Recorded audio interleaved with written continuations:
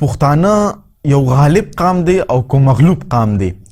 او کو مونږ وایو چې پښتانه یو مغلوب قام دی په دا وخت باندې نو دی وجه څه ده؟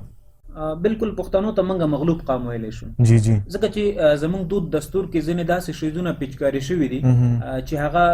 مطلب ښه نه دي. فکر کوم چې دا د نورو قومونو نه یا خلکو چې دی په موږ باندې راته پلي دي بلکې ویلی شو چې دا خلکو په موږ باندې راته پلي لکه دغه شان چې کوم دی د پیسې شوق او د نورو خلکو نظر متاثرېدل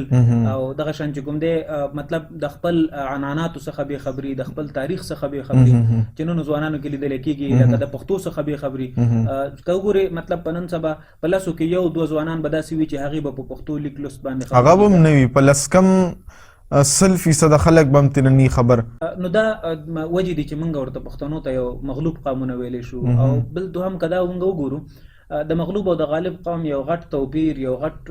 د دې په منځ کې چې کوم فرق دی هغه دا دی چې مغلوب قومونو باندې چې کوم آفات راشي په دې چې کوم زلزله راشي سیلاب راشي نو دوی ورته خوشحالېږي نسبتا خیرات به راشي مواد به راشي بلکې دا خو موږ د سترګو لیدلو حال و چې داسې خلک موږ لیدلي دي چې هغوی د سیلاب راتلو نه مخکې خپلې کوټې او خپل دیوالونه غورځولي او په تمه ناست وي چې څوک به راځي او ماله به چې کوم دی دغه راکوي. او کوم چې غالب قومونه دي هغوی دغه شان آفات چې دي د هغې مخنیوی کوي. هغوی ته چې دی داسې